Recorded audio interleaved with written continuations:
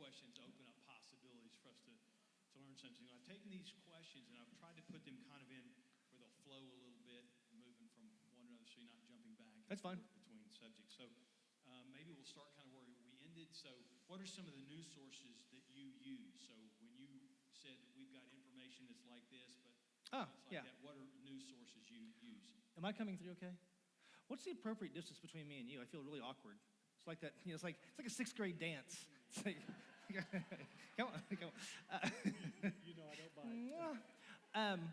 bite. Okay, so that's a great question, because here's the truth. I'm ADHD. I take medication for it. I don't work as many hours as a lot of people do, so I read a lot, right? So McClatchy is a newspaper source out there, and they're probably, I think, the last newspaper in America that doesn't accept advertising. And they're fantastic, right? So if they're available on the web, so if you've never, it's McClatchy, McClatchy. Give them a try. It's news that's not paid for. It's increasingly important in the world. Foreign Policy Magazine, one of the best in the world, period. American publication. The Economist, the best magazine in the world, period. It's a British publication. Harper's, Atlantic, Middle East Report. You see, here's the problem. I teach English, philosophy, and humanities, so I read like 60 different things. So I would say that if you're really trying to sort of drill down on issues about Islam, by the way, I'll just do a pitch. I'm not getting paid for this. I'm scheduled to have a review coming up in the Oklahoman because Harper was kind enough to send me a copy of the new study Quran. I think it's going to cost like $29, and it's not like a study Bible, except it is. So if you've ever were curious about it, they got these amazing essays about violence, about women, and they're all written by Muslim scholars, but each of the surahs is also broken down verse by verse to help you understand what the words mean, not just what they say. So if you're really interested in it, I would invest $28 in that. It's literally called the Study Quran. And HarperCollins, I think, is the one that did it. Totally worth your money. Economist, McClatchy, Foreign Policy. Real quick, where's Johnny? I thought I saw Johnny. Didn't you get that? Did you buy that, Johnny? The Study Quran. Did you buy that one? Is that the one? On electronic? Yeah. Yeah, I think you got it electronically. He was telling me about it. Yeah, they sent me that about a month ago to review, and it's fantastic. Okay. So in keeping with kind of news sources and what we hear in the news, today someone read where a local artist burned the Bible with a picture in the Gazette of the Bible on fire. Right. No public reaction. If he had burned the Quran, why would we have an immediate reaction from the president or the Secretary of State or the Secretary of Defense, et cetera? Okay, so why would there have been a response? Well, you remember the famous, I say famous, pastor in Florida who was going to burn the Quran also, which I don't think Christians should do that. Just to decide. To live in a country where you are not in charge is a big deal. And so when you have this group of people who, in sociology and anthropology, we call it the hegemony, the group that's in charge. If you're not part of that group, then those sorts of attacks on your culture look a little more potent than they do if you're in charge. It's the exact same question as asking, why are there no words to insult white people? I mean, come on, cracker? I like it. I use it myself. Right? Red hair, green eyes, cracker, clearly, all the way down. But the word has no force because it's never been used to marginalize me, to take away my rights, to put me in a place where I have no choice, like a ghetto. And it's the same thing with these sort of symbols of religion. I promise you, if they'd have burned a Tanakh, the Jewish community would have had an immediate response too. And hopefully people of good conscience everywhere would say about a Bible, a Quran, a Tanakh, a Bhagavad Gita, Upanishads or Vedas, if people are burning it, people of good conscience of every stripe should say, stop being a jerk, stop. I was going to use a different word, but it's church. I know, It's like, yeah. Thank you. No, seriously, yes, I like the trend of saying to people, stop doing that. It's naughty. Not making laws against it, don't get me wrong. It's like your mom. She just look at you like, You're like, I'm so sorry. All right. What happens to people in Muslim-controlled countries that condemn Muslim terrorist action? Nothing. Pat on the back, usually. Depends on where they live. When you say Muslim-controlled country, here's the issue. The largest Muslim country in the world is one that no student has ever listed in the top 5. Indonesia is the largest Muslim country in the world, period, right? So when we're talking about profiling people, it was hysterical because like 25% of Muslims are actually from the Middle East. The rest of them look like Africans or Southeast Asians or whatever. So it depends on which country you're in. If you're in Turkey and you're condemning terrorism, this week would be a great thing to do.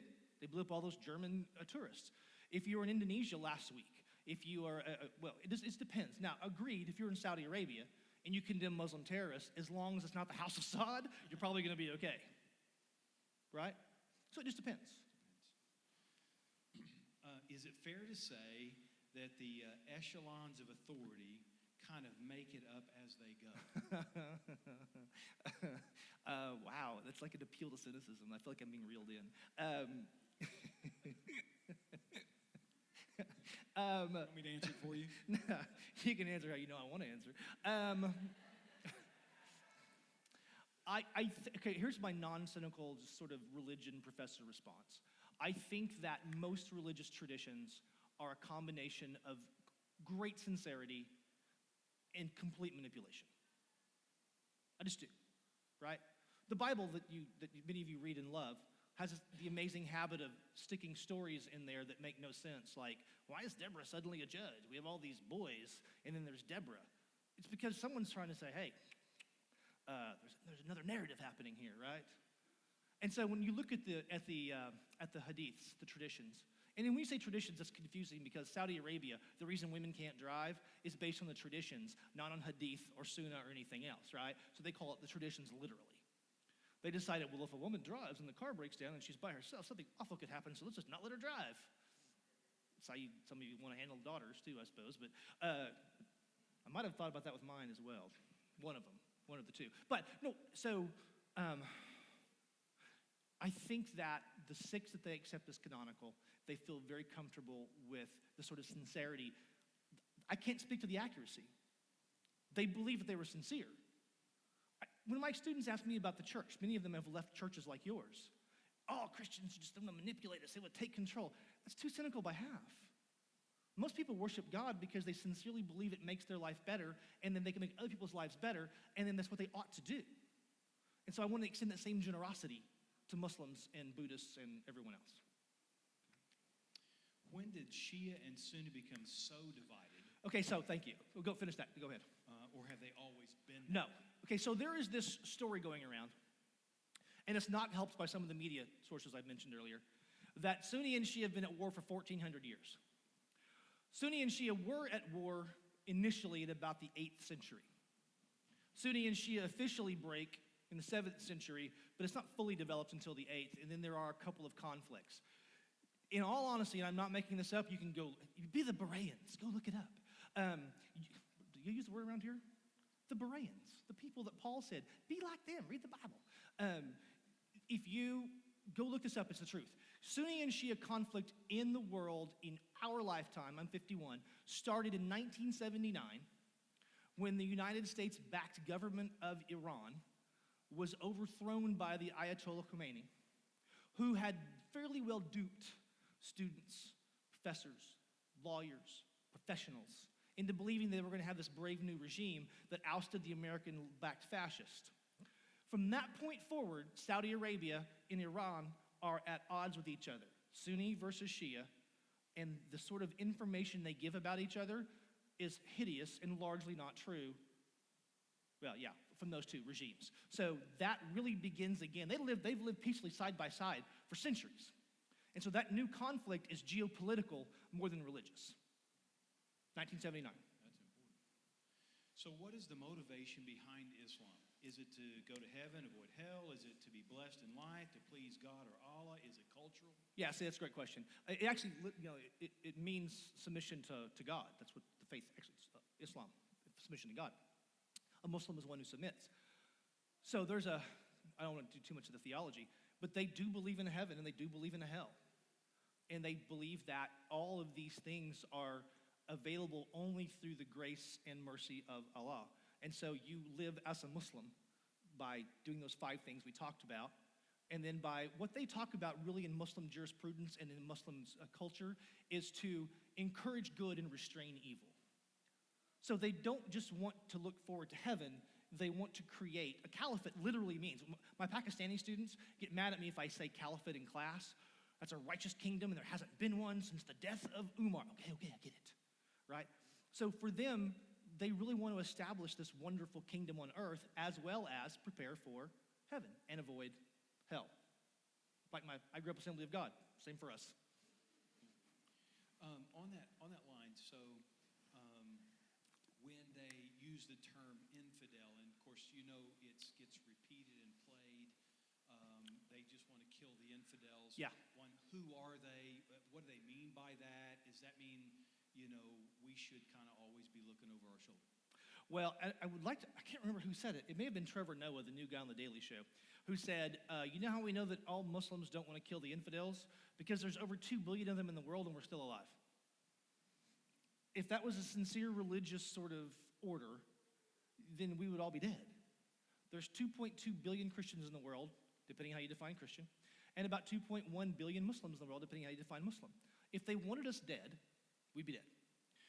All those infidel passages tend to come from the history of Islam, where the community, the Ummah, is at odds with those tribes that are trying to reestablish the Arab culture over against the new Islam. When Muhammad dies, many of the followers were just going to walk off because in their heads, they had made a pledge to an Arab sheikh, as opposed to having made this pledge to God. And it's Abu Bakr, the first of the caliphs, that says, that promise wasn't to Muhammad.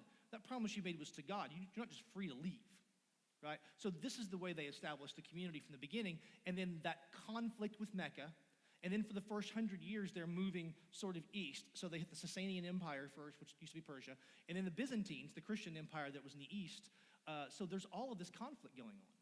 And so for at least Abu Bakr and Umar, they had really strict rules about how to conduct warfare that took seriously caring for civilians and not enslaving populations and not poisoning wells. And so when they say infidels, it's really Muhammad talking about that community that had accepted apostates, really, and rejected or were literally fighting against the expansion of the community. Now, you can't make apologies for the fact that that community expands violently for over 100 years. But come on, it's the same thing happened in Europe in the 16th century when the Catholic Church experiences the Reformation, and then you've got Lutherans killing Calvinists and Calvinists killing Catholics, and everybody killed the Anabaptists because they wouldn't fight back. Right? So these sort of cultures have always expanded, so what we hope for today is they're a little more evolved and we're kinder to each other. So what would you recommend America do in regard to ISIS, since we talked geopolitics as well as, here's the deal. The thing about people who run for president, we're experiencing an amazing moment right now. I wish Kurt Vonnegut and Mark Twain were still alive. I really do. It's amazing.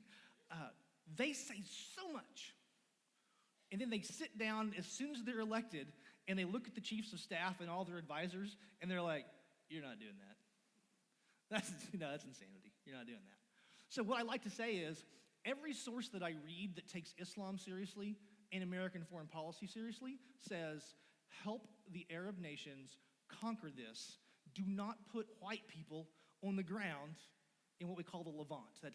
When you hear President Obama say ISIL, it's Levant is that last word, and it's really the Eastern Mediterranean region. If you want to annoy them, here's the lowest barrier to entry ever. If you want to annoy people who like ISIS, just call them Daesh. It's an Arabic sort of acronym. They don't like it, so use that, Daesh, D-A-E-S-H. You're welcome, that's free. All right. So what's the fundamental difference in the basics of Islam and Christianity? They think you're polytheists. Like Jehovah's Witnesses. Some of my favorite people are Jehovah's Witnesses, because if they're witnessing to a Christian, that three-headed God you worship, it's like, wait, what? That's what they do with Trinity, right? And so for a Muslim, you are a polytheist. You can believe Trinity, I don't care. But explaining the math to a non-Trinitarian is challenging, to say the least, right? And so that's fundamental. They treat Jesus with tremendous respect. He's called Isa, and he's one of the prophets. And so just as with Moses or Job or Muhammad, they would say peace be upon him after they say his name. And as a matter of fact, there is this sort of character in Islam called the Mahdi. He's coming back at the end to prepare the world for the day of judgment. And guess who's coming with him? Isa. Jesus, the second coming, is a doctrine in Islam as well. So Jesus is coming at the end of time to prepare the world for the day of judgment also. They don't believe that someone needed to die for sins. They do believe in resurrection. They do believe that God is one, and I mean really one. That's sure. To be a Trinitarian, here's how far this went. For Muhammad to extend this sort of acceptance to Christians in those earliest years, knowing they were Trinitarian, means that he ignored this idea of shirk because he believed fundamentally that the people of the book were genuinely people that should be respected and treated well. Right? Whether you like it or not, I don't know. But that's the primary ones. They're not that many, but they're important. Jesus is not God. He's a prophet, according to Islam, because you can't reduce God. Allah is one, and he's indivisible in one, right? And they mean one. Like, you can't take one of his attributes out. That's shirk also. And so for you to say that Jesus came as God in the flesh, you've committed blasphemy in a very real sense as far as they're concerned. All right? But he is a prophet with great honor in the faith. If we have time, I want to come back to a follow-up, so I'll try to Oh, I'm ready. But someone wrote, we work with several Muslims, some devout, some not so much. What's the best way to start a conversation about spiritual things, or what's the best way to develop a friendship? Todd and I have been friends since 2001. I left the faith in 2006 and the church, and we stayed friends. You know why? We liked each other. We have 2 daughters each. Yeah, that's right. Total of 4. We enjoy talking to each other. We have interests in common. You'll find that Muslims or Buddhists or Jews or whoever else do the same things you do. Some of them like football. Some of my kids at OCU are a pain because the Saudis, they have more money than they can spend, so they gamble on football. They have fantasy football leagues. There are a million roads to entry as long as you think of them as human like you. They have kids. They like food. One of the first questions my new Saudis ask me is, where's the most authentic Arab food in Oklahoma City? You're asking a white dude. I have no idea. Cracker all the way down. You should find that and let me know as soon as you do, because I kind of want to know. So I think that they will talk to you about spiritual stuff at the drop of a hat. It's not just my Christian students who try to convert me. My Muslim students are actually worse because they've been taught that their religion is logical. And they mean something different than I mean when they say that. But they are happy to talk to you about it, and they will do that without any rancor or any sort of anger. Now, that's not necessarily true in other countries, I'll grant you that. But here, just talk to them. How are their kids? Married? Single? Going to school? What's your plan? It's like making a friend. Good. Okay, we do have a minute for my follow-up, because Follow- you've used a phrase. Uh-oh. And it's been in the news. Probably you've seen it. But you've used the phrase a number of times referencing Muhammad, who just recently made the exception for Christians because they were people of the book. And Right. you keep using that. The dhimmi, yeah. You kind of covered that quickly on the front end. Right. But at Wheaton College, Yes. right now, professor is in the process of being terminated for using the phrase people of the book. Now, I don't want to get into all the politics that are playing behind the Correct. scenes that we don't know anything about. But as an observer, as a religion observer, how would you help us understand what you think the professor was trying to communicate? She wore the hijab. I think she's trying to communicate solidarity with people who are often misunderstood in terms of what they do. The big debate right now in religion circles between Christians, actually it's an inter-tribal thing with Christians, is do Muslims and Christians worship the same God? I honestly don't care what the answer is. I'm inclined to say no, just because from a philosophy perspective, I'm like, huh? So, but for them, what they mean is this the God of Abraham? And if you say this is the God of Abraham, then as far as the Muslims are concerned, all you've done is gotten confused. It's what it is, because everybody was monotheistic in the beginning, and there's this profound hope that you'll find your way back. So if you worship the God of Abraham, as far as they're concerned, you're a person of the book. The Zoroastrians were in there because they're the ones that actually came up with the ideas of heaven and hell. So they were always monotheists. They allowed them in there. So I think that there's no danger in offering solidarity and support and kindness to a Muslim who, like her, the professor. And I think all she was trying to say is women genuinely get to choose whether they wear the hijab or not, which is the headscarf. Of course they get to choose. And to say that we disagree doesn't necessarily imply that we have to be violent toward each other. We can just disagree and then talk about it like sane people. Can I say one of the things I just thought of it? When you start, if you're reading about Islam online, just make a promise to yourself and to God himself that you won't read sites that aren't written by actual Muslims. If I read one more person saying, Muhammad married a 6-year-old, he's a pedophile, I'm going to lose my mind. Right? Remember what we said earlier? They didn't keep track of birthdays back in those days. You married and consummated, guess when? I'm sorry to say this out loud. When a girl hit her first period, she was marriageable. Now, that may make you deeply uncomfortable, but Mary, the mother of Jesus, was 14, right? And so if you read certain sort of Christian sites that are trying to be apologists, they're going to say he was a pedophile. Just read what Muslims actually say about being Muslim. It's the C.S. Lewis. I'm going to use C.S. Lewis. It's the C.S. Lewis thing where he's this meditation on a tool shed, where he's looking at this beam of light, and these little lovely dust motes, they're in that beam of light, and he's looking at it. And then he steps into the shed, and he looks up at the light, and all of a sudden there's this bright, expansive thing, and he can see those dust motes differently. And it's the difference between looking at and looking along, right? If you want to understand how Muslims think, and if you don't know any, at least read what they say. That's the closest you're going to get to looking along without actually joining the faith. How's that? All right, we hit our time. Thank you very much. Can we Anything? say Well, thank you for being here? he's got one more. Oh, one more? I'll do one more. Okay, we'll do one more. Cliff?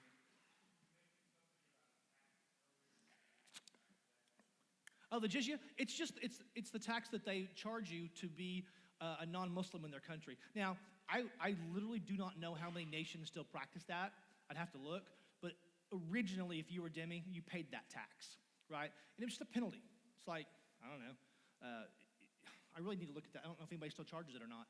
Because most Muslim nations now take your zakat, your giving, and they just deduct it from your check, kind of like the IRS does here. But I don't know if they do that with the jizya or not. It's a great question. Okay. Anything else? Yes, ma'am.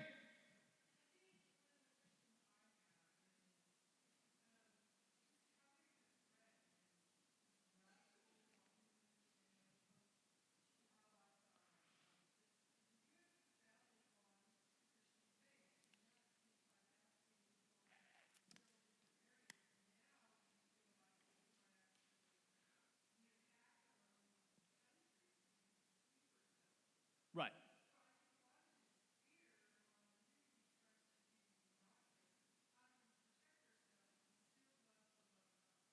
Yeah. I can answer that without going back. Okay, so I'm not worried. I teach Muslim students every week, right? I'm not saying there's not a problem. Don't get me wrong. We've learned that there can be genuine problems. People die in this country every day at the hands of non-terrorists. Young black kids shoot each other in Chicago at a horrifying rate. Men who have been left by their wives kill their wives and children because they're so angry about losing everything. People die every day from horrible, violent things. So I don't, as a rule, think about, where will I be if a terrorism incident happens, because that is to concede the battlefield to them.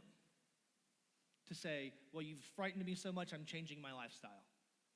Do I think that there's a risk that we're going to see more deaths? Yes, no question about it. Is it going to be as big a problem as it is other places? I don't think so. I'm not a law and order guy, trust me, I'm not.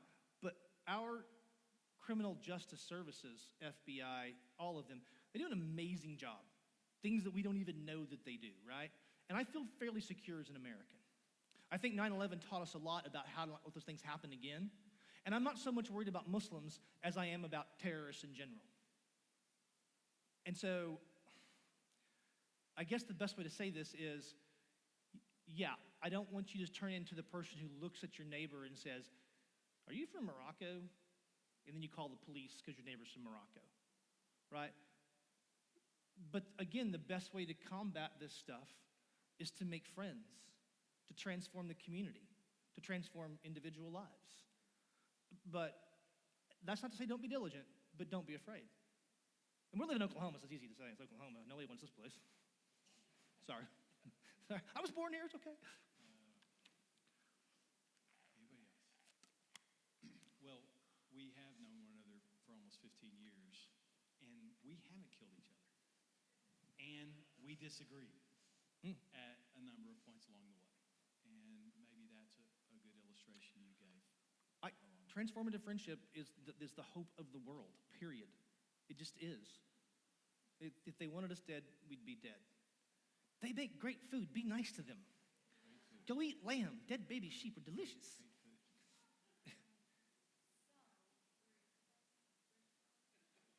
Right now, I'm not even making this The up. question was, where's the best restaurant? Yes. So from what I understand, Sheesh Halal, if you're going down 50th toward Target and you've come off of I-44, it's been like 100 different things over there, right? It was the original Zorba's. Well, yeah. It is now a halal restaurant, which means that everything's killed appropriately, it's permitted, and super inexpensive. Yeah. And so let me know. Yeah, there you go. Well, There you go. South. Well, it's down from there. It's where next where the Converse store used to be. Yeah. There you go. All right. Thank you for being here, and give us some feedback along the way. What you think, was this helpful? Was it not? If there's something we could do and follow up, let us know.